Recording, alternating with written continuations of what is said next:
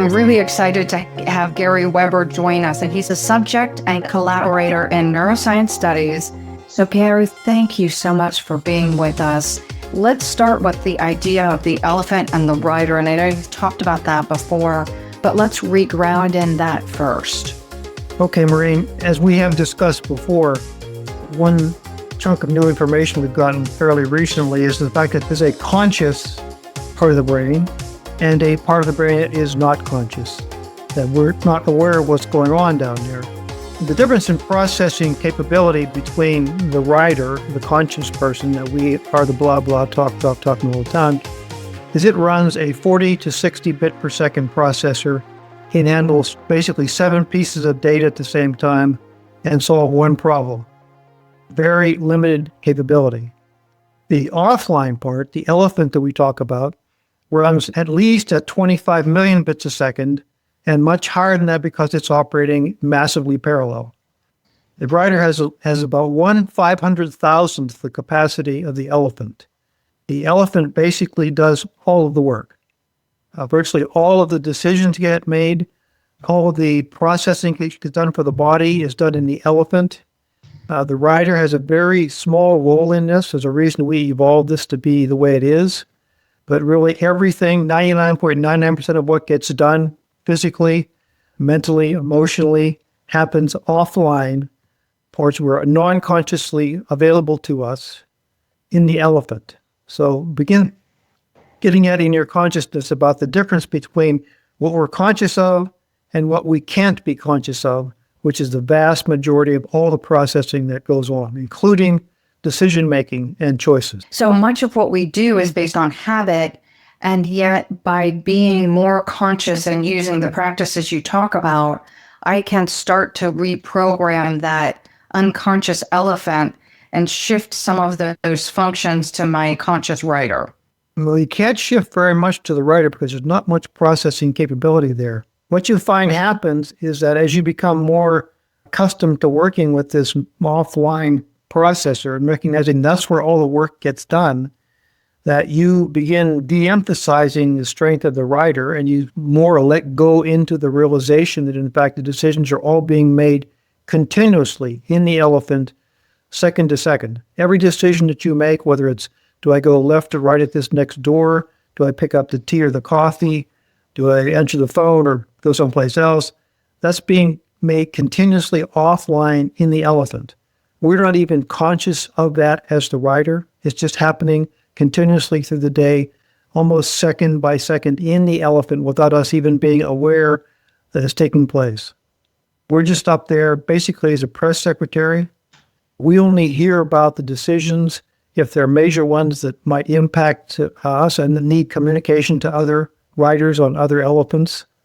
But it really goes heavily offline the more you get into this and begin to understand where the processing is. And it's 99.99% of cognitive neuroscience research supporting this. How does that work?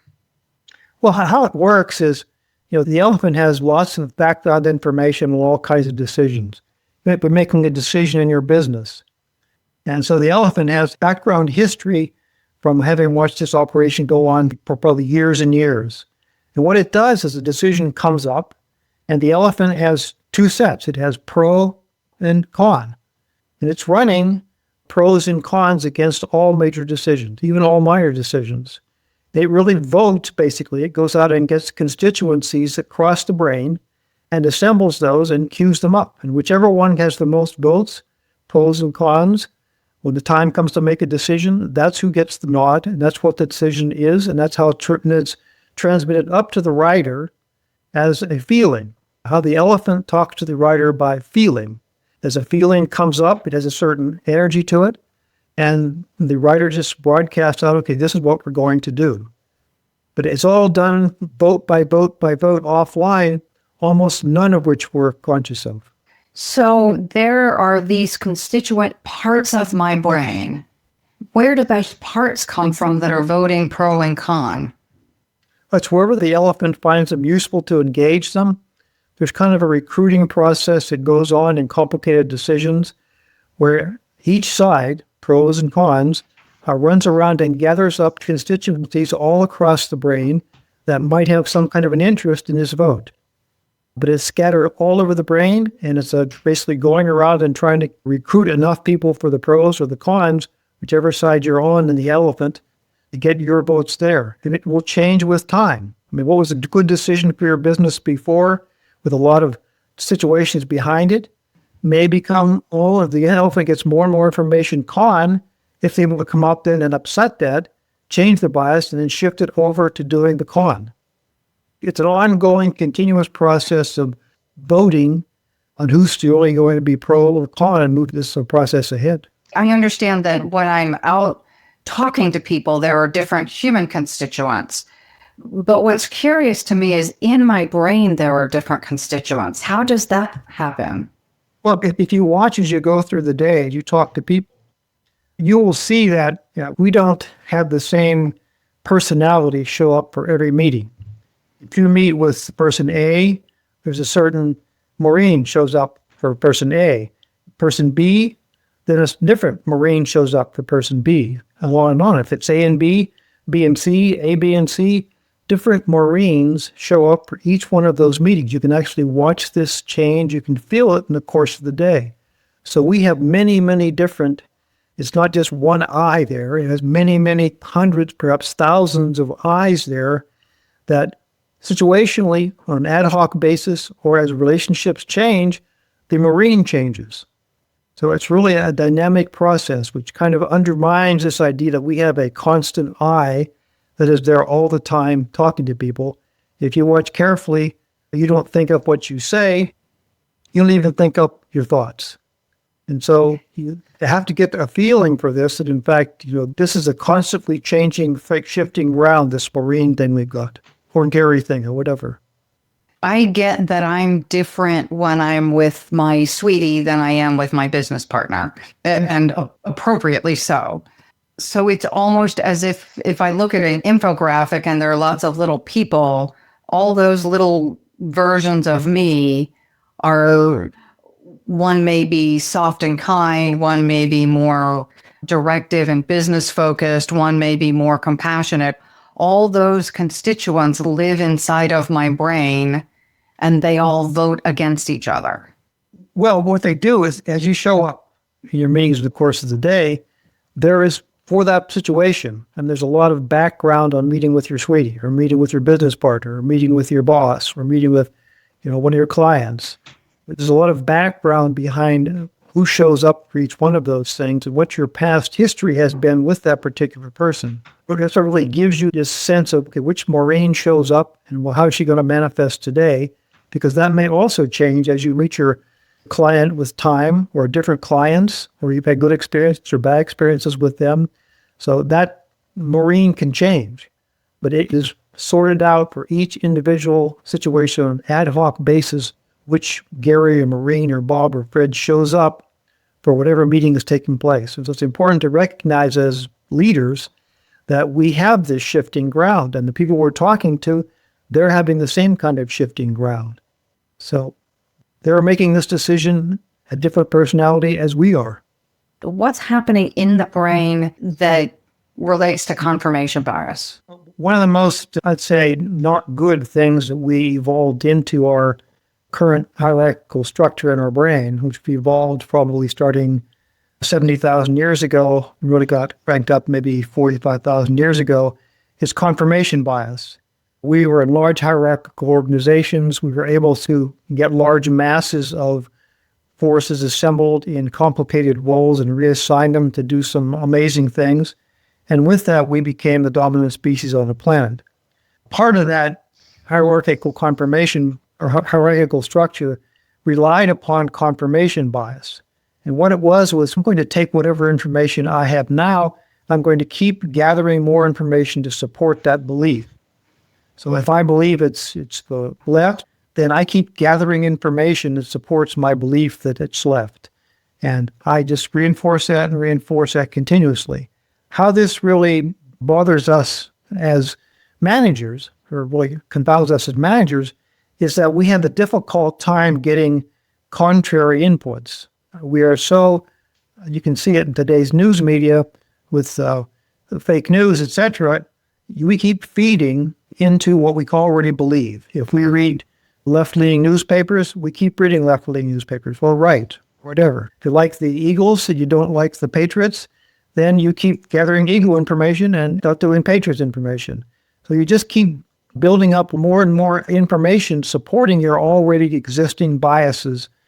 And what that leads you to eventually is that you really are almost incapable of accepting information that's contrary to what your current beliefs are.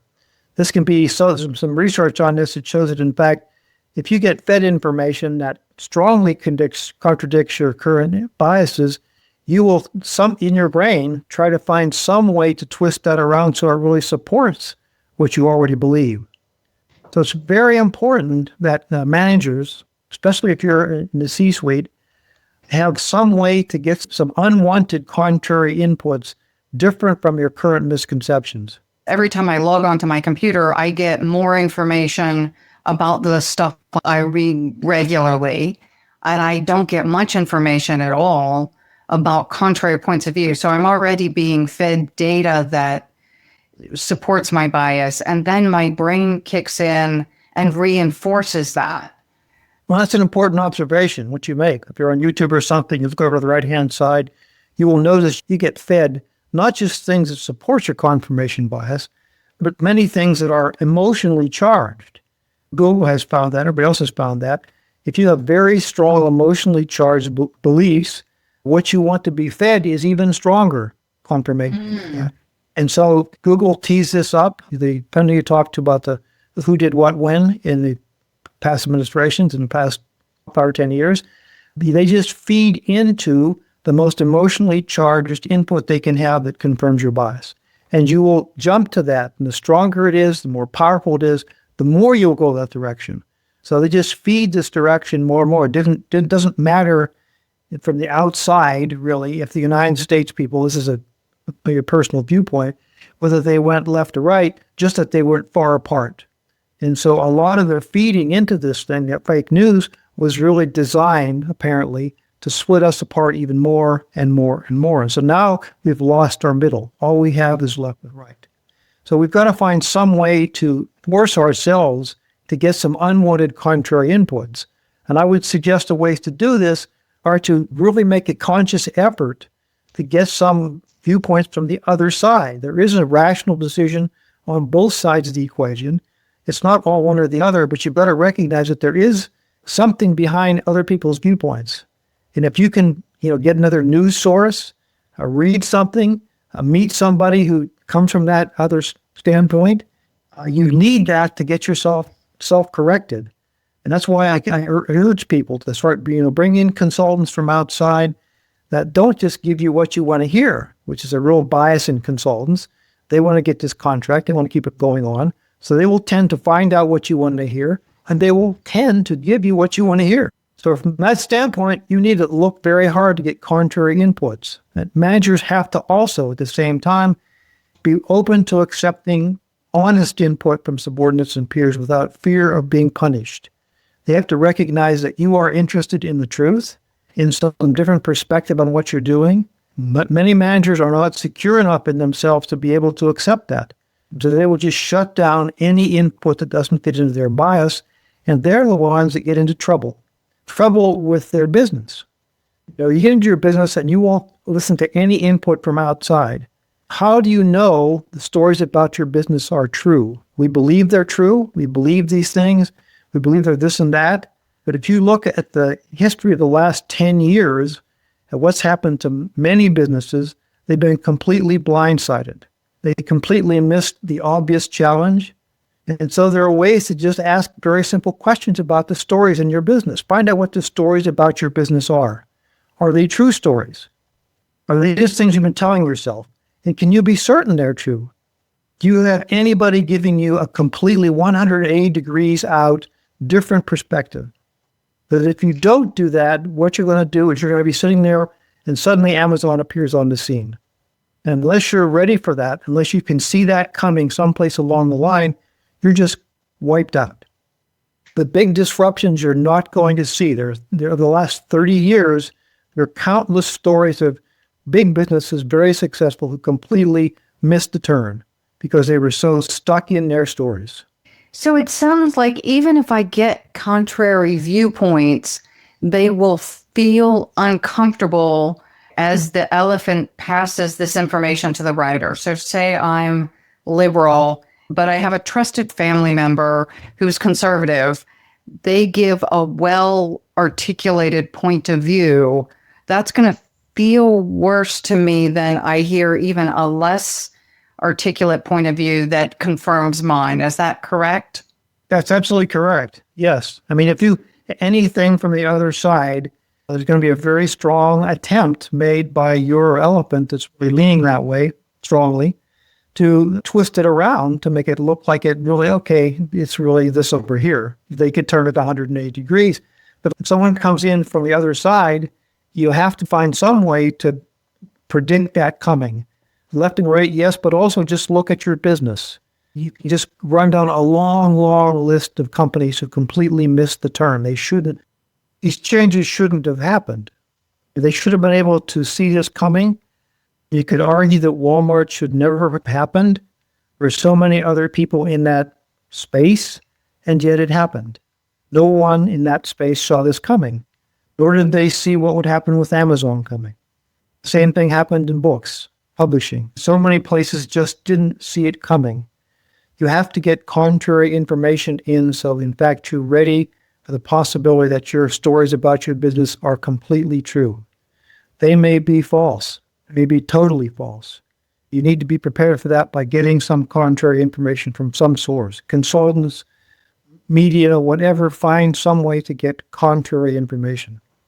I get the point that I need to get contrary information. I heard that loud and clear. And yet there's still this bit of, even if I get really solid contrary information, my gut response or my physiological response or the elephant passing the message to the writer is still going to be a beware. That's inconsistent with what I know. So I'm going to hit this confirmation bias concern. Is there any way I can attend to that, or just I know that that's the way the brain works? If you start to disconnect yourself from every piece of news every day, every minute, I think is one thing you can do for yourself to begin to let this be less virulent.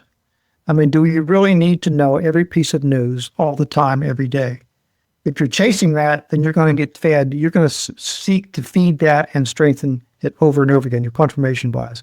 So see if you can let go of every piece of news that you were getting before and just, don't do that. Just let go of the necessity to do that and don't feed it more. You can, but you really have to look. I would say sit down with yourself or your collaborators and ask, what are the stories about my business? What do I believe this business is about? And what do I think its strengths and weaknesses are? This is business, 101. And just ask yourself, are these now still true? And they will all say, yes, yes, yes, yes, yes. Say, well, are you sure? Somebody has to be there asking, are you certain that's correct? If you can get somebody from outside, that can be helpful. So I need to take in more data. I need to spend less time on social media and in the sources that continue to confirm my already clear bias. And I need to have a person or people in my life with a significantly differing point of view, not slightly different, not my best friend who thinks a little differently, but that person that I'm really not so fond of having a glass of wine with, who looks at the world incredibly differently than me. Yes, and one thing, and this gets a little different, is ask yourself, just in the course of your day, put an app on your smartphone, and in the course of the day, just stop, breaks, maybe every 1 to 2 minutes, and just ask yourself very simply, where am I? It's a question you should know the answer to. I should know where I am. I'm sitting at my desk recording an interview, but there's a deeper value in asking that question. Why am I doing that? Yes, why am I doing that? Why I'm doing that is just to get a break in the course of the day. For me, it's a question I ask myself many, many times for many, many years. And I thought, as an empirical scientist and heavily involved in neuroscience, I should be able to answer that question. I say, where am I? You say, an interesting question. And I couldn't find the answer to that. And now with our neuroscience, as we look across our brain, this goes back to what we talked about before with the many Maureens. I mean, you try to look around your brain, you can see that there is no one Maureen. You can actually watch the long wave frequencies sweeping across the cortex of your brain, creating new Maureens. As every relationship changes, every situation changes, and you say, where am I? In fact, you find out that you can't find yourself anywhere. There is no one I there. And we've got lots of ways to do this, but just asking that question, you say, where am I? You'll notice the brain just stops for a little short period because it can't find the answer. It knows there's not an answer. So it's running around hunting for an answer, but it can't find one. And that's very useful. You get a break, and it's a very important data for the brain to get that little, what happened? Where am I? I can't find myself.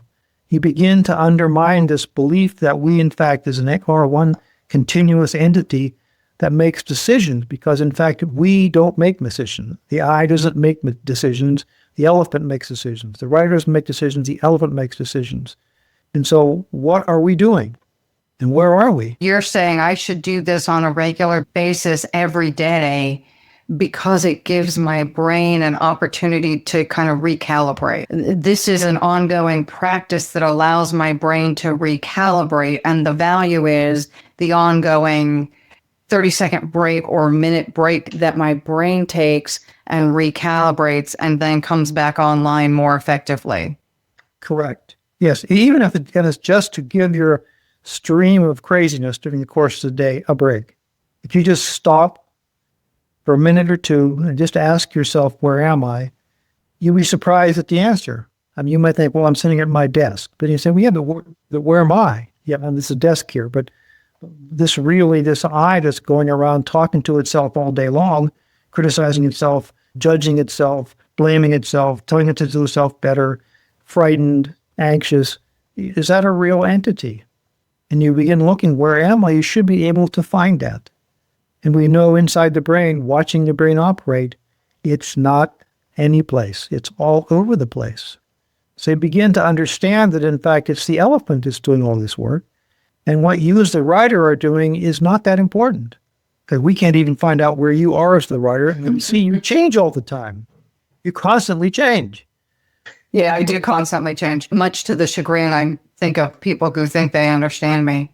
Gary, you said 99.9% of the calculations being done, I am unconscious of. And yet there is this perception as humans that we're in control of our lives, and the more in control, the more effective we are. This seems to be at odds with the elephant and rider idea. Can you elaborate on this? Well, it's more than an elephant and rider idea. That's the definitive neuroscience. We are not in control of the elephant, clearly.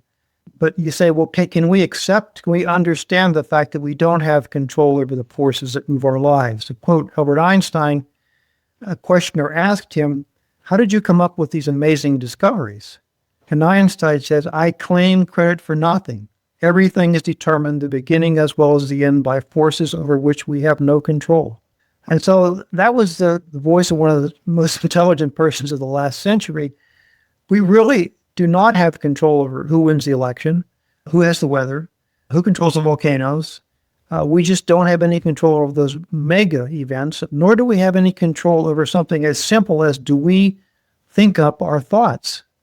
If we don't think up our thoughts, and we don't, if you watch yourself, think up what we say, and all these other things are out of our control, why are we trying to believe we can be in control when, in fact, we really can't be? We can't affect those things, the major things in our lives, clearly, and even the minor things in our lives. If you watch in the course of a day, nothing comes out the way you expect it to. For those of us who were brought up thinking we're supposed to be in charge of our lives and our businesses and everything around us, this seems like almost a heretical statement that I'm, in fact, not in control. So what am I doing here? Help me understand a little bit more of this.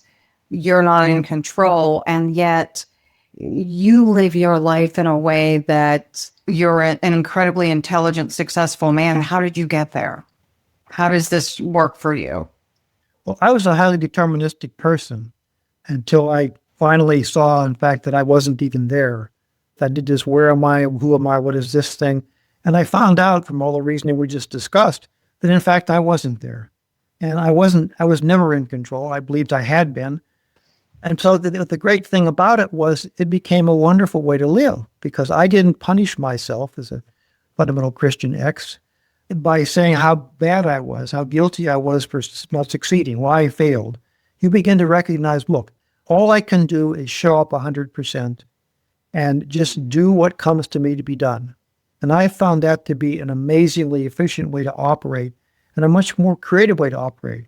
If I don't have a narrative going on in the writer continuously that you failed, you're no good, this is not working out, what's wrong with you?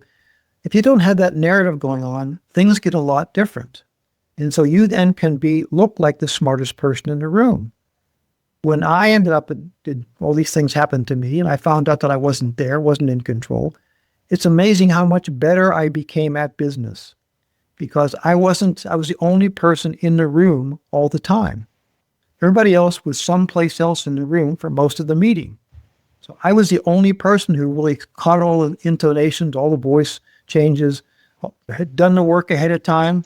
And amazingly, you're much, much more creative.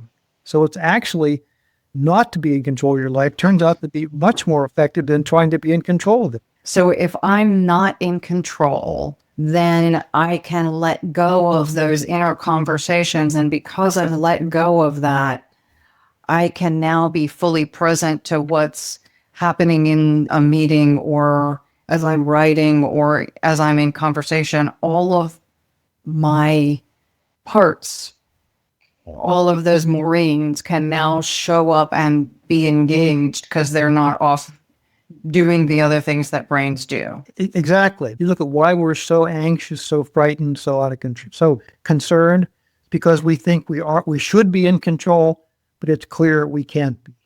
We aren't. We never have been. And once you realize that, you just let go into this, just try it for a week and just recognize, in fact, I am not in control, and see what happens. See what your life looks like, and see if it doesn't make a much more holistic, useful, creative, happy life than the one that you're living right now. So you've been doing this for how long? The idea of being not in control? 20 years. And what did that feel like at the beginning? Because again, I'm imagining many people listening are saying, no way. Well, and they are. And they will do that. And I'm saying, just, to take all this with a grain of salt. I recognize this is a big jump. But at the same time, just ask yourself, do I think up my thoughts? As simple as that. Just watch your brain and see if you think up your thoughts. If you don't think up your thoughts, why do you think you're in control? And just see in the course of a day, does anything turn out exactly like you felt it had to turn out? We just don't have that ability. So I can say thoughts come into my head all the time. And some of them I hope I don't think of because they're not very nice. Others seem brilliant, and I also think I didn't think those up. But the leap from that to I have no control still feels daunting. It's daunting, but just ask yourself, if you just watch, do you consciously think up the thoughts you have? Or do they just appear? Lots of them just appear. Okay, you just watch and see if any of them don't just appear. They just don't. You don't think up your thoughts. And if you don't, how can you believe you could be in control? Because I've always thought I was in control. I thought I became successful because I worked hard. All that stuff that we are taught our entire lives. Yes, false. I mean, false. The neuroscience just doesn't support it. And even your simple own experience. If you watch up, do you think up what you say? You don't think up what you see. If you had to think up what you were saying with that tiny little 40 to 60 bit per second processor in the writer, you couldn't formulate a sentence. You and I aren't thinking up what we're saying today before we're saying it. We're just saying it. And so it's just happening. Though, as we're talking, I'm reading my script and doing all this stuff. So I have some belief that it's not just all popping into my head. Although there are times, like I did a presentation earlier today, I did nothing that I had planned. And it was way better than what I had planned. So I get that there are times I'm not in control. Precisely. I gave a 2.5 hour talk this last weekend, and it was hugely successful. I didn't have any idea what I was going to say. I just stood up and things just started to come out. They come out all by themselves. The best presentations we give are the ones we have no idea what we're saying ahead of time. We've prepared. We know the data. We have the information. We know the audience roughly. We just stand up there and start talking. And it just happens. And it's much, much better than a rehearsed presentation. Something you said there seems really important. I did all the homework. I'm well prepared, and then I show up and be present. It's not like I don't do any homework, I don't know where I'm going, and I just get to the airport and mysteriously know which car to get in. Exactly. Same thing's true in your business world. I always read the exhibits. I always was well prepared for the meetings, highest level in the corporation, and yet I just sat there. And I had no plan on what I was going to say, and it turned out to be the smartest stuff in the room. You've studied your entire life to get here. And before you go to a presentation, you know who's in the room, you know what their expectations are. You may have even crafted a presentation. You and I crafted a script. We may not do any of the things in it, but we were prepared for the conversation. Yeah, absolutely. You can't walk into a room having no idea what you're going to talk about as a subject. Okay. Well, it was when the no control thing could go all the way to, I got up and I walked out the door. But it doesn't. It doesn't, though. You stand like this big presentation this last weekend. You just stand up and you just start talking. And amazingly, it just comes out. You just have to trust that you have a lot of information and it's going to come out as it comes out. It's out of your control anyway. It really is out of your control. If you can't think up your thoughts, you can't think up your presentation either. So just let it come out and see what happens. It's much, much better, much more engaging, much more in the moment than if you have a scripted thing that you're reading very carefully to people and they get bored very quickly with it. So just like we have a script for our recording that we haven't followed, but you and I did a lot of work to prepare, and because we're prepared, then we can throw it away. Exactly. And in fact, it got much better when I stopped reading it because then I was paying attention to you. Yes, and you could feel the difference. You could feel the difference when you were reading what you would prepare as opposed to when you were extemporaneous. It was fantastic. It became alive. It was happening right in front of us at this very moment. And so it gets much more engaging to people who are listening because they can see what you're working with. They can feel the difference between the immediacy of this presentation when you're not scripting it or when you're reading it, which they go blah, blah, blah, blah, blah, blah.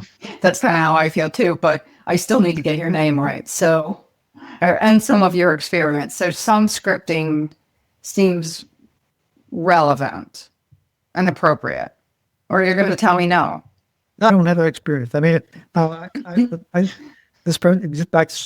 a couple presentations the last several weekends, and they've all been totally spontaneous, open, a lot of discussion, a lot of shouting and hollering, a lot of questions, a lot of unpredicted stuff. And you just are there in the moment. And you're so much better there in the moment than having a script that just suddenly blew up in your face. Well, yeah, the emotion that happens from the script blows up in my face for me is not good. No. And then the conversation starts in my head about what an idiot I am. Exactly. Not everyone has that experience, but I do. But a lot of people do. And that's why to me, it's dangerous to be trying to reading something to because they'll turn you off at best. And at worst, they'll begin attacking you.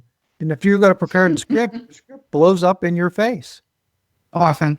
This idea of control seems foundational and significantly different than I was raised with.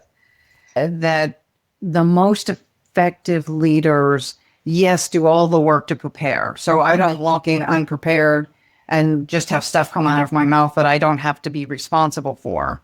So I've been well prepared. I show up and I do have the experience that things come out of my mouth that I didn't plan. And generally I think they are better than not, but occasionally I say stupid stuff. I don't control it. So what do I do? Just recognize that and let go. It'll be an enormous load off your shoulder. Just accept the fact that you cannot be in control. You aren't giving up something you have. You don't have it to begin with. So all you're doing is understanding that you don't have control and accepting it.